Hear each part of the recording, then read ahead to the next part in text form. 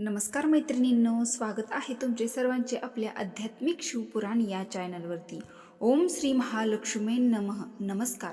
मार्गशीर्ष महिना सुरू झालेला आहे। 3 गुरुवार झालेले, पण बघा खूप ताईंचा आणि दादांचा सुद्धा कमेंट आहे की ताई, शेवटच्या मार्गशीर्ष गुरुवारी एकादशी आल्यामुळे आपल्याला उद्यापन कधी करायचं? मग पौष महिन्याच्या गुरुवारी करायचं की आत्ता चौथा गुरुवार येणार आहे पण तेव्हा एकादशी आहे तेव्हा करायचं आहे? तर ही शंका बऱ्याच ताईंच्या मनामध्ये आहे। तर त्यामुळे याबद्दलची संपूर्ण व्यवस्थित माहिती देण्यासाठी हा व्हिडिओ मी तुमच्यासाठी घेऊन आलेली आहे। बघा, मार्गशीर्ष महिना हा माता लक्ष्मीला समर्पित असतो। या महिन्यामध्ये आपण अगदी मनोभावे माता लक्ष्मीचं व्रत करत असतो। दर गुरुवारी आपण माता लक्ष्मीची कहाणी वाचतो, ग्रंथ वाचतो, पूजा मांडणी करतो आणि मार्गशीर्ष महिन्यातलं हे गुरुवारचं व्रत केल्यामुळे आपल्या मनातल्या सगळ्या मनोकामना पूर्ण होत असतात। पण मग अशातच आपण जेव्हा व्रत करतो ना, तर त्यावेळेस आपल्याला काहीतरी अडचणी येतात आणि मनामध्ये शंका येते की हे केले तर चालेल का, ते केले तर चालेल का? तसंच बऱ्याच ताईंच्या मनामध्ये ही शंका आहे की शेवटच्या गुरुवारी एकादशी असल्यामुळे आपल्याला उद्यापन करता येईल का पौष महिन्यातील पहिल्या गुरुवारी करायचं? तर सगळ्यात पहिले मी तुम्हाला सांगते, शेवटच्या गुरुवारी जरी एकादशी आहे तरी पण तुम्ही महालक्ष्मीचे जे जे हे मार्गशीर्षचे गुरुवार आहेत त्यांचं उद्यापन तुम्ही करू शकता। बघा, 26 डिसेंबर 2024 मार्गशीर्ष महिन्यातला शेवटचा गुरुवार आलेला आहे। हा गुरुवार उद्यापनाचाच आहे। सर्व महिलांना, माझ्या सर्व मैत्रिणींना या दिवशीच व्रताचं उद्यापन करायचं आहे। काही महिलांचा एखादा गुरुवार गेला असेल मासिक पाळीत किंवा कुठे गावाला गेला असेल तरी पण आपल्याला उद्यापन 26 तारखेलाच करायचं आहे। आता बघा, तुम्हाला 26 तारखेला काही कारणामुळे किंवा मासिक पाळीमुळे उद्यापन करता आले नाही किंवा त्याच दिवशी तुम्हाला कुठे गावाला जायचं लागलं, मग उद्यापन तुम्हाला 2 जानेवारीला पौष महिन्यातील पहिल्या गुरुवारी करायचं आहे। आता समजा 2 तारखेला पण तुम्हाला काही तरी अडचण आली तर 9 जानेवारीला पौष महिन्याचा दुसरा गुरुवार आलेला आहे, तेव्हा तुम्ही उद्यापन केलं तरीही चालेल। पौष महिना अजिबात वाईट नाही। तुम्हाला कळालंच असेल, 26 तारखेलाच आपल्याला सगळ्यांना एकादशी जरी असली तरी पण आपल्याला मार्गशीर्ष महिन्याच्या गुरुवारचे व्रताचे उद्यापन 26 तारखेलाच करायचं आहे। तर 26 तारखेला सफला एकादशी आलेली आहे। काही महिला काय करतात, सकाळी पूजा करून घेतात। 7 बायकांना, 5 बायकांना, 11 बायकांना सकाळीच बोलवून घेतात, हळदी कुंकू देतात, फळे फुलं पोथी देतात आणि आपलं उद्यापन करून टाकतात। महिलांनो, ही एक चूक करू नका, अजिबात नाही। आपण व्रत करतोय, पूजा करतोय, पूजा मांडणी करतोय, माता लक्ष्मीची खरी घरात येण्याची म्हणजे आपल्या घरात येण्याची खरी वेळ असते ती म्हणजे संध्याकाळी 6:30 ते 7:30। संध्याकाळची वेळ खूप महत्त्वाची असते। आपल्या घरात माता लक्ष्मी येण्यासाठी, आगमन होण्यासाठी, त्या माता लक्ष्मीचा स्वागत करण्यासाठी तुम्ही कुठेही जायचं नाही। कारण काही महिला काय करतात, पूजा करतात, घराला कुलूप लावतात आणि घरात कोणीच राहत नाही आणि लक्ष्मीची पूजा केलेली असते। असं घर सोडून आपल्याला देवी आईला एकटं सोडून कुठेही जाऊ नका। व्रताचे उद्यापन घाईघाईत उरकून घ्यायचं नाही। आपण महालक्ष्मीचं व्रत करतोय, कुठल्याही देवीचं व्रत करताना शांततेत करा, नाहीतर नाही केलं तरीही चालेल, पण तेच मनापासून केलेले व्रत आणि त्याचे उद्यापन हे फळ देऊनच जातं। म्हणून आपल्याला व्रताचे उद्यापन, महालक्ष्मी व्रताचं उद्यापन करायचं असेल तर ती संध्याकाळीच योग्य वेळ असते, 6:30 ते 7:30। थोडा वेळ झाला 8 वाजेपर्यंत काही महिला ऑफिसवरून येतात आणि नंतर उद्यापन करतात, चालेल, थोडा वेळ झाला तरी चालेल, पण संध्याकाळचीच ही वेळ योग्य असते व्रताचे उद्यापन करण्याची। दरवाजे खिडक्या उघड्या ठेवा, सकाळी सगळीकडे दिवे लावून द्या। माता लक्ष्मी आपल्या घरात येणार आहे आणि अखंड वास करणार। पुढील वर्ष कसं आपल्याला सोन्यासारखं सुख, समृद्ध, आनंद, आरोग्य, ऐश्वर्याचं जावं हीच माता लक्ष्मीच्या चरणी आपल्याला प्रार्थना करायची आहे आणि आपल्या व्रताचे उद्यापन करायचं आहे। म्हणून योग्य वेळ संध्याकाळचीच, सकाळी उद्यापन उरकून घ्यायचं नाही। आपण महालक्ष्मीचे व्रत करतोय, शांत करा, मनोभावे करायचं आहे। आता ज्यांचं एकादशीचा उपवास आहे, मग व्रत आपण करतोय, व्रताचे उद्यापन करतोय, मग व्रताचा उपवास सुद्धा सोडायचा आहे। आणि सफला एकादशीचं संपूर्ण दिवस व्रत करायचं आहे. तर उद्यापनाचं काय करायचं? महिलांनो, उद्यापन करून घ्या. छान देवी आईजवळ जे गोड दूध ठेवतो आपण, दूध आणि साखर ठेवतो, ते दूध तुम्ही पिऊन घ्यायचं आहे. प्रसाद स्वरूप प्या. माता लक्ष्मीला प्रार्थना करायची आहे, हे माते महालक्ष्मी, तुझ्या व्रताचे उद्यापन केलेले आहे आणि हे दूध प्रसाद स्वरूप घेऊन मी माझा उपवास इथे सोडलेला आहे आणि त्यानंतर फलाहार घ्या. अशाने तुमचं गुरुवारचं उद्यापनही होईल आणि सफला एकादशीचं उपवासाचे व्रतही पूर्ण होईल. दुसऱ्या दिवशी शुक्रवारी महालक्ष्मीची उत्तर पूजा करून घ्या. गोडधोड नैवेद्य दाखवा देवी देवतांना देवघरात आणि मग तुम्ही जेवण करायचं आहे. आत्ता तुमच्या घराजवळ जेवढ्या महिला असतील त्यांना मानाने बोलवा. मग एक मिळू देत 5, 7, 11 किंवा जास्तीत जास्त त्यांचा मानपान करा. त्यांना हळदी कुंकू लावा. थोडं एक फळे, महालक्ष्मीची पोथी आणि चिमूटभर साखर प्रसाद स्वरूपात खायला द्या. किंवा त्या महिलांचा उपवास असेल तर त्यांना गोड दूध तरी नक्की द्या.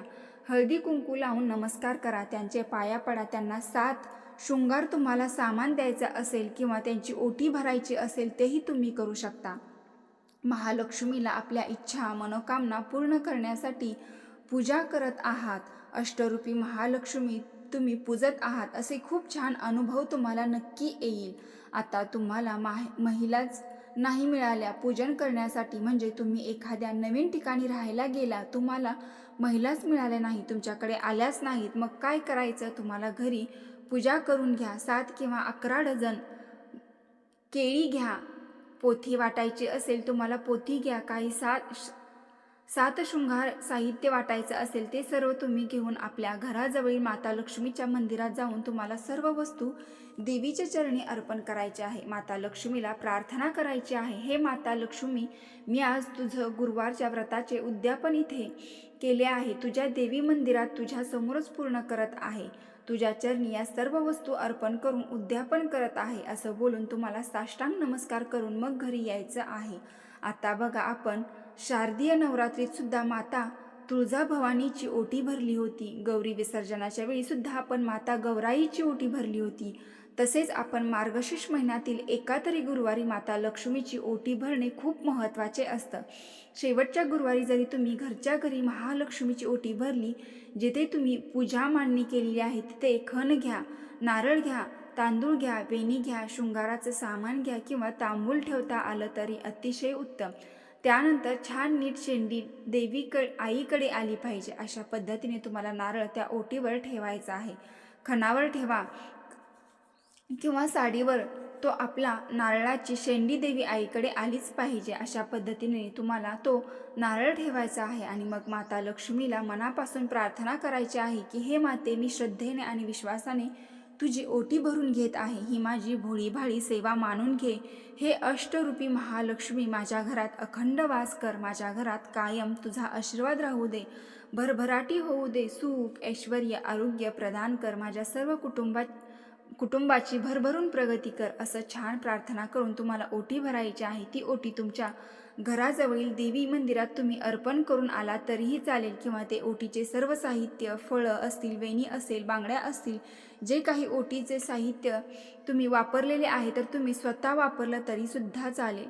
त्यानंतर आता मार्गशीर्ष महिन्याचं छान असं उद्यापन करतो आपण. मग दुसऱ्या दिवशी उत्तर पूजा करताना काही महिला खूप मोठी चूक करतात. मार्गशीर्ष गुरुवारी कलशावर पूजलेल्या नारळाचं काय करावं? तुम्ही काय करतात?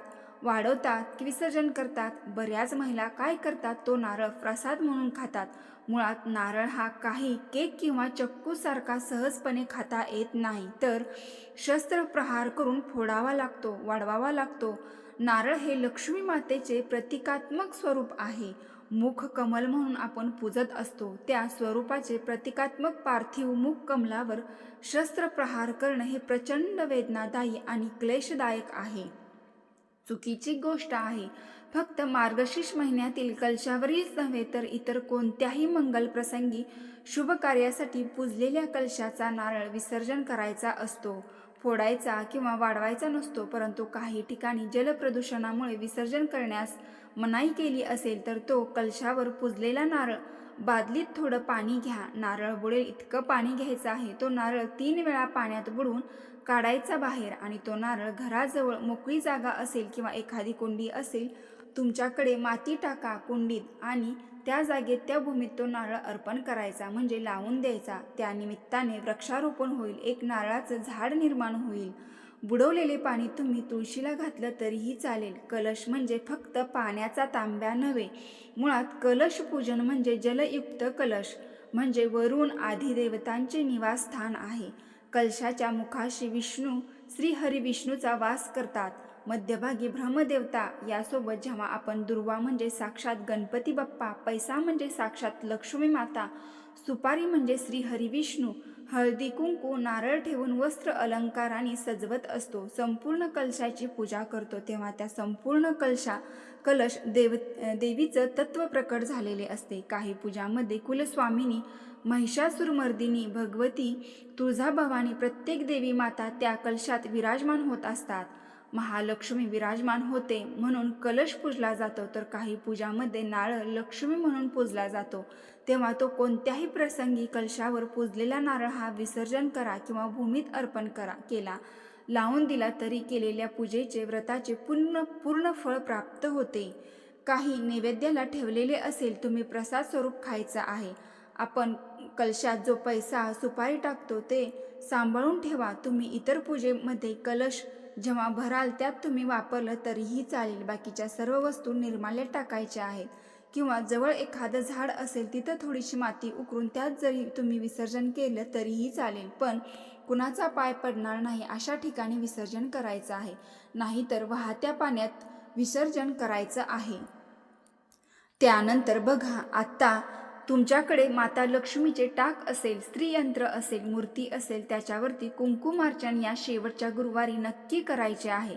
तर मैत्रिणींनो, याआधी तुम्ही केले असेल तर नाही केले तरी सुद्धा चालेल, पण केले नसेल तर या शेवटच्या गुरुवारी कुंकुमार्चन हे नक्की आवर्जून करावे. कुंकुमार्चन करत असताना ओम श्री नमः या मंत्राचा 21 वेळा जप करायचा आहे किंवा महालक्ष्मी अष्टकमचा 21 वेळा जप केला तरी अतिउत्तम, किंवा ओम कुलदेवताय नमः जरी आपण 51 वेळा 11 वेळा जप करत तुम्हाला कुंकुमार्चन करायचं आहे. ते कुंकुमार्चन केलेले कुंकू तुम्ही नीट सांभाळून ठेवा. तुम्ही बाहेर कुठेही महत्त्वाच्या कामासाठी जाताना ते कपाळावरती लावूनच बाहेर पडा, तर तुम्हाला कुठल्याच कामात अडथळा येणार नाही. महालक्ष्मी माता तुम्हाला प्रत्येक कामात यश प्राप्त करेल.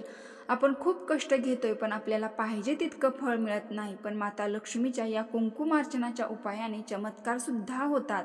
एकदा का माता लक्ष्मीचा मनोभावे पूजा आराधना केली तर महालक्ष्मीचा अखंड आशीर्वाद आपल्याला मिळतोच मिळतो. त्याचबरोबर तुम्हाला वाटत असेल तुमच्या घरादाराला कुणाची ना कुणाची नजर लागली असेल, कुठलेही सतत अडथळे येतात, मग अशा वेळी काय करायचं? शेवटचा गुरुवार आहे, याआधी तुम्हाला हा उपाय करायला जमला नसेल तर या शेवटच्या गुरुवारी आवर्जून करावा. माता लक्ष्मीला मसाल्याच्या पदार्थातील वस्तू या अतिशय प्रिय आहेत, तर 21 लवंगा घ्या, चांगल्या फूल असलेल्याच लवंगा घ्या आणि एक छोटासा लाल कपडा घ्या.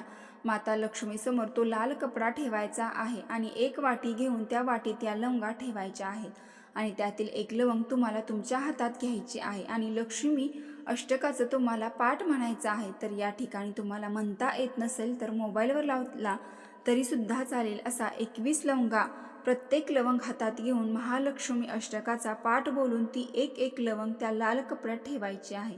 रात्रभर त्या लवंगा माता लक्ष्मी समोर राहू द्या. तुम्ही शुक्रवारी उत्तर पूजा करताना त्या लवंगा काढून घ्यायच्या, त्याचं गाठोडं बांधायचं आहे त्या लाल कपड्याची आणि आपल्या मुख्य दरवाजावर त्या लवंगांचं गाठोडं एखाद्या कोपऱ्यात टांगून द्यायचं, बांधून द्यायचं. तुमच्या घराला कुणाचीही नजरबाधा होणार नाही, लेकरा बाळांना कधीच कुणाची नजरबाधा होणार नाही. तुमच्या घराची इतकी भरभरून प्रगती होईल आणि घरात पैशाचा तुटवडा कधी पडणार नाही. महिलांनो, खूप सुंदर 24 तासाच्या आत तुम्हाला अनुभव आल्याशिवाय राहणार नाही. अष्टरूपी महालक्ष्मी मातेचा अखंड आशीर्वाद तुमच्या घरादारावर, संपूर्ण कुटुंबावर राहील. अशा पद्धतीने आपल्याला मार्गशीर्ष व्रताच्या गुरुवारचं उद्यापन करायचं आहे. व्रताच्या उद्यापन करताना तुम्ही आधीच्या गुरुवारी पण गाईला नैवेद्य दिलाच असेल तर या गुरुवारी सुद्धा आठवणीने गाईला एक ताजी चपाती नक्की खाऊ घाला. जो नैवेद्य केलेला असेल तुम्ही वरण भात भाजी पोळी एखाद्या चपातीत काढा,